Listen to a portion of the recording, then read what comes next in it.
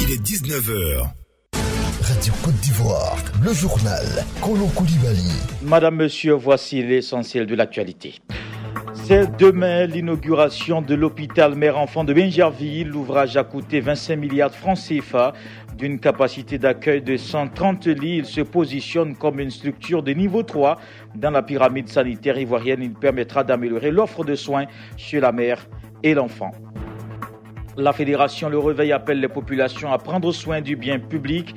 La Côte d'Ivoire, à l'instar des autres pays du monde, a célébré aujourd'hui la Journée mondiale des consommateurs. Dans la région du Folon, les femmes attendent que ce soleil de l'autonomie financière se lève. Une autonomisation encore un réel défi. Le reportage à suivre dans ce journal. Et puis dans le reste de l'actualité au Mali, la force Barkhane annonce avoir neutralisé 60 djihadistes en un mois. Les forces françaises maintiennent la pression sur les groupes terroristes au Mali. Il y a eu une nouvelle opération du côté de Ménaka aux confins des 3 frontières, Mali, Niger et Burkina Faso. Toute l'actualité, madame, monsieur, bonsoir. Les journalistes doivent s'impliquer de façon professionnelle dans la couverture des élections sénatoriales. Ils sont aussi invités à laisser la commission électorale indépendante la responsabilité de rendre publics les résultats de ce scrutin. Ce sont les principales recommandations du Conseil national de la presse. Le CNP a organisé aujourd'hui avec la CEI un panel sur les élections sénatoriales et la démocratie en Côte d'Ivoire. Charles Cablan. La Constitution du 8 novembre 2016 prévoit en Côte d'Ivoire une nouvelle institution, le Sénat. Les élections qui doivent matérialiser cette nouvelle institution se tiennent le 24 mars prochain et à la veille, le Conseil national de la presse a donc initié un panel sur le rôle de la presse dans les élections sénatoriales. L'occasion pour le président du Conseil national de la presse d'appeler les journalistes à exercer leur métier avec impartialité. Raphaël Lacbé les a invités une fois de plus à laisser à la CEI la responsabilité des résultats. La loi indique que seule la CEI est autorisée à proclamer les résultats. La presse ne reprend les résultats qu'une fois annoncés par la CEI. Donc il est interdit à tout organe de presse de publier des résultats avant la CEI. Cette disposition sera en tout cas surveillée de très près. Ces élections sénatoriales vont mobiliser au total 58 listes, 33 RHDP et 25 listes indépendantes. C'est un scrutin à suffrage universel indirect. Maître Allé Victoire, porte-parole de la commission électorale indépendante. Il s'agit d'un scrutin de liste majoritaire bloqué à un tour. En cas d'égalité, on reprend l'élection une première fois. S'il y a une nouvelle égalité, on organise encore une nouvelle élection. Et s'il y a encore une égalité, en ce moment, la liste sur laquelle figure le candidat le plus âgé est déclaré élu. À terme, ce sont 99 sénateurs qui seront désignés, 66 élus et 33 nommés par le président de la République. Certaines routes impraticables entraînent la cherté de la vie. C'est ce qu'a indiqué Soumaoro Ben Fali, président de la Fédération des consommateurs Le Réveil. C'était à l'occasion de la célébration de la Journée mondiale des consommateurs. Ces consommateurs en Côte d'Ivoire qui entendent sensibiliser la population sur l'entretien des routes, sujet au menu de cette journée. Amédée Kwaku Kofi, ministre des Infrastructures économiques. Cette année, les associations de consommateurs ont pris pour thème le domaine des routes. Ils se sont inquiétés du fait que nos routes sont souvent impraticables, ce qui augmente le coût donc des marchandises dans la mesure où si les routes ne sont pas praticables, ça a un impact sur le transport des marchandises de façon générale. Ils ont aussi posé la problématique du développement des routes. Si on prend le cas du Maroc, qui il y a quelques années, quand la Côte d'Ivoire avait 200 km d'autoroute, eux ils n'avaient rien, mais aujourd'hui ils ont 2000 et la Côte d'Ivoire environ 250. Eric. L'Afrique de l'Ouest ne dispose pas de données réelles sur la migration. Les données qui existent sont sporadiques et ne sont pas systématiquement collectées. Pour y remédier, l'Organisation internationale pour les migrations a ouvert à Abidjan un atelier de renforcement des capacités nationales dans la collecte et la gestion des données migratoires. L'objectif est de permettre une amélioration et harmonisation des données au niveau régional. Erika Debona Fofana, spécialiste en gestion de migration à l'EIM. On a commencé à faire un travail sur les données migratoires, sur l'approche et les méthodologies sur les données migratoires, afin de pouvoir harmoniser les méthodologies et de pouvoir finalement obtenir des statistiques au niveau régional qui puissent représenter, qui puissent être transmis au-delà de la région pour savoir vraiment qu'est-ce qui se passe au niveau de la migration et surtout pour nourrir les politiques, pour faire ainsi que les politiques sur la migration, mais aussi les politiques qui sont liées à la migration, soient basées sur des faits et puissent répondre à des problèmes réels et concrets. Les nouveaux titres de transport sont désormais digitalisés en Côte d'Ivoire. C'est ce qui garantit une sécurité à ces documents. Kipux Afrique, l'opérateur technique du centre de gestion intégré, a organisé un déjeuner débat à l'endroit des banquiers et des concessionnaires automobiles. Des détails avec Ibrahima Kone, directeur général de Kipux Afrique. Il s'agit de services de type digitaux, beaucoup plus modernes, plus facile, plus simple, que nous souhaitons mettre donc à la disposition d'acteurs majeurs du processus d'immatriculation, d'édition des cartes grises que sont les établissements financiers, bancaires, mais également les concessionnaires. Les établissements financiers et les concessionnaires sont des acteurs majeurs qui ont besoin d'être rassurés par rapport aux documents qu'ils ont entre leurs mains dans les opérations courantes, donc d'octroi de crédit, ou de mise à disposition de véhicules neufs au niveau donc des populations. Il était donc important de nous rapprocher pour déjà leur présenter les innovations qui existent, mais également recueillir leurs observations de façon à ce que assez rapidement nous puissions y apporter des réponses. Je vous le disais en début de journal, demain, vendredi, l'hôpital mère-enfant de Bingerville sera ouvert. Cet ouvrage est une initiative de Children of Africa pour un coût de 25 milliards de francs CFA. D'une capacité d'accueil de 130 lits et places, cet hôpital se positionne comme une structure de niveau 3 dans la pyramide sanitaire ivoirienne. La Fondation se donne aussi pour mission d'apporter un meilleur avenir aux enfants d'Afrique. La Fondation, créée par la première dame Dominique Ouattara, intervient dans plusieurs secteurs qui gravitent autour de la mère et de l'enfant. Guinée-Bou Karamoko. Les missions de Children of Africa sont énormes. Aider les enfants d'Afrique est le slogan de cette fondation dont les grands axes se concentrent sur l'éducation, moteur principal pour chacun de réussir dans sa vie et de s'épanouir. Au nombre de ses actions, Children of Africa fait la promotion de la lecture, distribue des kits scolaires, réhabilite et construit des écoles et des cantines pour ainsi donner aux enfants les clés de leur avenir. Mais pour construire l'avenir, il faut être en bonne santé. Là aussi, Dominique Ouattara et sa fondation ne ménagent aucun effort pour donner le sourire aux enfants en difficulté qui sont aujourd'hui soignés, éduqués et pris en charge quotidiennement. La lutte contre la pauvreté est aussi un facteur essentiel pour Dominique Ouattara qui n'hésite pas à apporter son aide aux femmes dans leurs initiatives de développement communautaire. Comme on le voit, Children of Africa reste l'un des plus importants soutiens des populations vulnérables. La Fondation intervient dans 10 pays d'Afrique en subventionnant sur fonds propres des centres ayant pour vocation première de venir en aide aux enfants. Elle existe depuis 20 ans. Guinée-Bou Karamoko. Le ministère de la Santé veut lutter contre les carences en micronutriments en Côte d'Ivoire.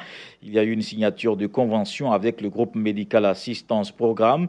Elle va permettre de mettre en œuvre le projet Chaque enfant compte, un projet qui va s'étendre sur plus de 4 ans dans 6 régions. L'objectif est d'offrir des interventions multiples de santé à travers la fourniture de programmes de supplémentation en vitamine A et de déparasitage des enfants de 6 à 59 mois. Raymond Goudou Kofi, ministre de la Santé et de l'Hygiène publique. L'objectif est d'aider la Côte d'Ivoire à renforcer la lutte contre les avitaminoses et le déparasitage chez les enfants. Dans le cadre de la lutte contre la malnutrition sur toutes ses formes, il ne fait aucun doute que ce nouvel accord de partenariat vient consolider notre ambition d'harmoniser nos stratégies d'intervention pour une lutte plus coordonnée, efficace, efficiente, en vue d'améliorer significativement la santé de l'enfant et l'amener à grandir et à s'épanouir sainement. Le profil nutritionnel en Côte d'Ivoire révèle que près d'un enfant de moins de 5 ans sur 3 n'a pas une croissance optimale. Un enfant sur 5 naît avec un faible poids, 4 enfants sur 5 sont anémiés et 3 enfants sur 5 sont donc à risque d'hypovitaminose A. Toujours en santé, une caravane de l'hygiène alimentaire, corporelle et environnementale va sillonner les différentes communes d'Abidjan durant les 2 mois à venir, initiée par le réseau entrepreneurial des femmes africaines. Cette caravane vise à sensibiliser les commerçantes de rue sur la nécessité d'améliorer l'hygiène sur leurs différents lieux de commerce. C'est aujourd'hui que la caravane a débuté à la mairie d'Atekoubé. Pour Michel Piardomba, présidente fondatrice du REFA, l'autonomisation de la femme passe aussi par sa capacité à prendre soin de son environnement. Nous avons décidé d'entreprendre cette caravane pour aider les femmes qui font les commerces de rue devant nos écoles pour avoir les méthodes de base à l'hygiène alimentaire et environnementale. Qu'elles fassent leur commerce dans de bonnes conditions pour la santé de la population. Donc nous aidons ces femmes-là à mieux éduquer leur personnel pour qu'ensemble nous puissions lutter contre l'insalubrité qui sévit dans nos rues. Par notre nutritionniste, nous allons leur inculquer des notions de base à l'hygiène alimentaire. Par exemple, il faut régulièrement se laver les mains. Souvent, on trouve des femmes qui lavent les assiettes du matin qu'au soir dans la même eau. Or, il faut régulièrement changer cette eau. L'huile même que nous prenons pour cuire la loco, il faut aussi régulièrement la changer. C'est des petites notions de base à l'hygiène alimentaire qui sont très importantes pour la santé de nos enfants. Dans la région du Folon, la femme constitue un maillon essentiel dans le développement économique. Elle est dans presque tous les secteurs économiques, mais malgré cette place, son autonomie financière reste encore un défi à relever. Le reportage de Tano Kone. Keita Afoussata, la cinquantaine révolue, vit avec sa famille à Minignan. Son activité principale, comme de nombreuses femmes de cette région, est la culture maraîchère. Elle doit l'exercer pour aider son époux. Nous l'avons trouvé en pleine récolte. Chaque année, on fait le jardin. Après la saison pluvieuse, on fait aubergines, salades, choux, carottes. On fait un peu de tout. C'est hier, on a enlevé les aubergines là. Parce que comme aujourd'hui, c'est le jour du marché, il faut enlever hier pour aller vendre au marché aujourd'hui. Ça, c'est la tomate.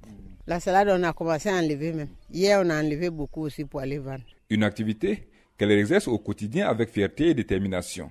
Mais elle est souvent freinée dans son élan par des difficultés. Chaque fois, quand on commence, avant la fin, l'eau finit. C'est le problème d'eau là qui nous fatigue ici. Toutes les femmes de Minignan pleurent pour ça. Vous avez vu, les tomates là sont en train de sécher. Avec les guambos, tout ça là, c'est à cause d'eau. Puisqu'il y a manque d'eau. Donc on ne peut pas faire autrement. On a creusé beaucoup de trous, mais il n'y a pas d'eau. Ça fait très mal. Puisque dans la saison sèche là, nous les femmes là, on va prendre la daba, faire les buttes, puis planter les choses, commencer à arroser. Tout ce temps là, si on voit après que ça sèche, vraiment, ça fait très mal. Mais on est obligé de prendre ça comme ça, parce qu'on ne peut pas faire autrement. Ce secteur a également besoin d'être organisé afin de permettre à ces femmes de bénéficier du fruit de leur labeur. Voici la raison. Toutes les femmes de Minignan font marcher. Souvent, quand c'est trop, les femmes de Guinée viennent prendre à crédit, mais elles ne payent pas. Bon, toi, tu as beaucoup, tu ne peux pas faire autrement. Elles viennent, elles demandent, bon, il faut nous donner, vendredi prochain, on va t'envoyer l'argent. Peut-être d'autres viennent, mais celles qui ne sont pas honnêtes, elles ne viennent plus. Donc l'argent là reste comme ça. Puisqu'il n'y a pas d'acheteur, on est obligé de faire ça comme ça. À ces difficultés, il faut ajouter l'accès difficile de ces femmes au financement pour développer leurs différentes activités. Nous, on n'a pas bénéficié des PAPS. Toutes les femmes de Folo même, on a fait les papiers, on a fait, mais on n'a rien eu. On est parti à la banque, on a déposé nos papiers, photocopies et autres là, on a fait, on a déposé, mais on n'a rien eu. On ne sait pas qu'est-ce qui est arrivé devant là-bas et puis on n'a rien eu. Si l'autonomisation de la femme reste un défi à relever dans cette région, force est de reconnaître également que de nombreuses actions ont été menées par le gouvernement ivoirien et ses partenaires au cours de ces dernières années pour accompagner la femme dans cette région. Près de 50 millions de francs CFA ont été injectés de 2016 à 2017 pour financer les projets des femmes du Folon. Tano Kone, de retour de Minignan au dîner pour Radio Côte d'Ivoire. Et avant de poursuivre, le sujet de la parole est à vous de demain vendredi. Le gouvernement offre aux jeunes sans diplôme et sans qualification une opportunité en vue de leur épanouissement. Dans cette optique, l'Office du service civique national de Bembresso, créé il y a 2 ans, a reçu ses premiers pensionnaires. Il s'agit de 200 jeunes déscolarisés, notamment les enfants en conflit avec la loi et des anciens drogués qui ont effectué leur entrée cette semaine à Bembresso, dans la commune de Songon. Cette structure peut-elle constituer, selon vous, la réponse à la problématique de l'incivisme, des violences juvéniles et de la radicalisation des jeunes vulnérables? Aboussila ouvre le débat avec vous ce vendredi 20 21 44 48, 20 24 27 87 à partir de 6h30. Le débat est aussi ouvert sur la page Facebook Radio Côte d'Ivoire en un seul mot, le reste de l'actualité. Dans le reste de l'actualité, on vient de l'apprendre chez l'AFP, l'ancien président du Zimbabwe, Robert Mugabe, a qualifié ce soir de coup d'État sa démission en novembre dernier, une démission sous la pression de son parti et de l'armée. Il a dit dans une interview, la première d'ailleurs accordée à la presse depuis son départ, entretien diffusé par la télévision publique sud-africaine SABC. L'enquête sur la double attaque du vendredi 2 mars dernier se poursuit. Au Burkina Faso, les services de renseignement burkinabés suspectent un cadre d'Al-Mourabi Toun d'être le coordonnateur des attaques du 2 mars dernier. Il s'appelle Ayouri Al-Battar, un homme âgé de 45 à 50 ans. Il est entré sur le territoire burkinabé le 9 février en compagnie des autres membres du commando, annonce RFI.fr. Toujours selon ce site, les forces françaises maintiennent la pression sur les groupes terroristes au Mali. Ce jeudi, l'état-major français a communiqué le nombre de 60 djihadistes neutralisés, tués ou capturés. La France porte encore un sérieux coup aux groupes armés. Barkhane menait encore il y a quelques jours une nouvelle opération du côté de Ménaka aux confins des 3 frontières, Mali, Niger et Burkina Faso. Ce journal est terminé. Le rappel des titres referme ce quart d'heure d'info. Ainsi se résume l'actualité ce soir. C'est demain l'inauguration de l'hôpital mère-enfant de Bingerville. L'ouvrage a coûté 25 milliards de francs CFA d'une capacité d'accueil de 130 lits. Il se positionne comme une structure de niveau 3 dans la pyramide sanitaire ivoirienne. La fédération Le Réveil appelle les consommateurs à prendre soin du bien public. La Côte d'Ivoire, à l'instar des autres pays du monde entier, a célébré aujourd'hui la journée mondiale des consommateurs. Et puis dans la région du Folon, les femmes attendent que se lève au soleil de l'autonomie financière. Une autonomisation encore un réel défi. Vous avez suivi le reportage dans ce journal. Au Mali, la force Barkhane annonce avoir neutralisé 60 djihadistes en un mois. Les forces françaises maintiennent la pression sur les groupes terroristes au Mali. Il y a eu une nouvelle opération du côté de Ménaka aux confins des 3 frontières, Mali, Niger et Burkina Faso. À la technique, Yo Dogafole, le chef de cette édition, Diakité Ibrahim, l'ensemble de la rédaction vous remercie de nous avoir suivis, mais ne partez pas. Vous le savez, le marché des arts du spectacle d'Abidjan bat son plein au Palais de la Culture, expositions, prestations d'artistes et aussi des moments de réflexion. Tels sont les temps forts du Massa 2018. La journée d'aujourd'hui était consacrée aux artistes ivoiriens, une table ronde qui a permis de réfléchir aux problèmes des créateurs ivoiriens. Le journal du Massa, Jérôme Kouakou. Le journal du Massa. Théâtre, musique, danse, conte, humour, slam. Le journal du Massa. Le marché des arts du spectacle d'Abidjan. Palais de la culture d'Abidjan-Trècheville, haut temple dédié à la promotion des œuvres d'art et de l'esprit. Depuis bientôt une semaine, le Palais de la culture vibre au rythme du Massa, le marché des arts et du spectacle d'Abidjan.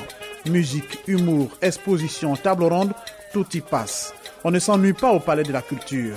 Lorsque vous franchissez le seuil de la porte, dans la grande cour du Palais de la Culture, l'on peut apercevoir des expositions d'œuvres d'art, accessoires de mode, sculptures, chacun trouve son goût. Mais ce jeudi, la foule converge vers la salle Nyangoran Porquet. C'est à juste titre. Une journée de réflexion est consacrée aux artistes. Ils ont l'occasion d'exprimer devant le ministre de la Culture leurs difficultés. Nous y faisons un tour. La salle est bondée de monde. Tous les artistes ou presque sont présents. La cause est noble. Il s'agit de notre avenir, nous lance un artiste. Mais que revendiquent au juste les artistes? Écoutons l'un d'entre eux. Moi, c'est l'artiste Nanchida. Plusieurs de nos amis, y compris moi-même, nous avons dormi à la Belle Étoile. Nous avons dormi le ventre creux. On compose le ventre creux, on chante. Alors que pour effectivement chanter, il faut avoir la force, il faut avoir vraiment mangé. Mais il faut reconnaître qu'en Côte d'Ivoire, je déplore que c'est la culture qui est à la dernière table. Le constat est connu de tous. Les artistes ivoiriens vivent mal. Et pourtant, la solution existe. C'est l'application effective de la loi sur la rémunération pour copie privée. C'est jour à n'oublier. En général, l'artiste ivoirien vit mal parce que l'artiste ne vit pas de son art. Depuis des années, on a couru derrière cette copie privée qui n'a jamais été payée. Aussi, cette copie privée nous avait été déjà donnée depuis des années. Les artistes de Côte d'Ivoire sont très heureux. Donc on demande aux autorités de nous signer la copie privée. Ça va changer la vie des artistes. Les artistes font le développement d'un pays. Donc à penser à nous aussi. C'est Ras Goody Brown donc. C'est encore dur tant qu'il n'y a pas de solution. Donc c'est toujours dur. Il faut que ces choses-là prennent fin. Parce que bon voilà, c'est une nouvelle génération consciente comme vous le voyez. Certes, on peut tenir des réunions, mais il faut que cette loi soit appliquée. Et il y a beaucoup d'artistes même qui, jusqu'à aujourd'hui, ne savaient pas que cette loi était appliquée dans plusieurs pays. Le combat est soutenu par des figures bien connues de la musique. Mewe et Lokwa Kanza ont fait le déplacement pour donner de la voix. La bataille sur la rémunération pour la copie privée est menée par la CISAG, la Confédération internationale des sociétés d'auteurs et compositeurs. Le directeur régional explique, Samuel Sangwa. La CISAG, c'est à peu près 4 millions de créateurs dans le monde et à peu près 240 sociétés de droits d'auteur de par le monde. Et la CISAG vise à promouvoir la protection du droit d'auteur sous divers mécanismes. Donc l'un des mécanismes, c'est la rémunération pour copie privée qui permet aux artistes d'être rémunérés pour les copies qui sont faites sur des supports tels que les téléphones portables, les cartes mémoire. Et en Côte d'Ivoire, qui pour nous la CISAG est un pays important, c'est la 3e meilleure société africaine en termes de perception de droits d'auteur, a un potentiel énorme en termes de rémunération pour copie privée. Vous n'avez qu'à imaginer le nombre de téléphones portables qui entrent en Côte d'Ivoire, le nombre de cartes mémoire, le nombre de clés USB qui entrent en Côte d'Ivoire. Et si cela est reversé à la société de gestion collective, cela va accroître de manière substantielle les perceptions et les répartitions, c'est-à-dire les montants que les créateurs perçoivent. La Côte d'Ivoire compte 7000 artistes reconnus par le Burida. C'est un milieu qui fait vivre un grand nombre d'Ivoiriens. Il faut lui accorder toutes les attentions. Irène Vira, directrice générale du Burida. Il ne devrait pas avoir de crainte parce que le Burkina, tout près de nous, l'applique depuis 2004. Et on a comparé les prix et il n'y a pas d'inflation. On a dit qu'une part importante de la rémunération pour copie privée va irriguer les industries culturelles. Et quand les industries culturelles marchent, les artistes ont plus de revenus et c'est plus d'argent pour l'État puisque nous prélevons les impôts à la base avant de leur reverser les revenus. Une des priorités de l'État, c'est également réduire le chômage des jeunes. Tous ces jeunes qui traînent, s'ils trouvent de la place dans la culture, c'est autant d'emplois qu'ils auraient trouvé. La culture est vraiment une porte d'entrée de résolution de plusieurs problématiques que l'État cherche à résoudre. Mes amis sont des artistes, mes amis sont des stars. Mais qu'est-ce qui se passe, Seigneur mon Dieu? Et si le Massa 2018 sonnait la fin de la galère des artistes ivoiriens, le ministre de la Culture promet l'application de cette loi sur la copie privée d'ici la fin de l'année. Maurice Kwaku Bandama. Depuis 2016, la loi a été votée, modifiée. Et aujourd'hui, nous travaillons à sa mise en œuvre. Donc, l'État de Côte d'Ivoire est soucieux de ce que la condition de vie des artistes est une priorité et une préoccupation. Tout est mis en œuvre pour que, après les 4 pays africains qui ont mis en œuvre la copie privée, nous qui l'avons déjà dans notre loi, nous puissions la mettre en œuvre. Mais l'engagement est fait de telle sorte que d'ici la fin de l'année ou plus tard l'année prochaine, que la copie privée, dans sa mise en œuvre, soit une réalité en Côte d'Ivoire. En attendant, le Massa se poursuit avec un public de plus en plus croissant. L'entrée pour assister aux différents spectacles est devenue gratuite, selon les mots du ministre de la Culture. Faites un tour au Palais de la Culture, c'est là que l'art prend tout son sens. Le journal du Massa, à demain. C'était le journal du Massa, marché des arts du spectacle d'Abidjan. C'était le journal présenté par Kolo Koulibaly.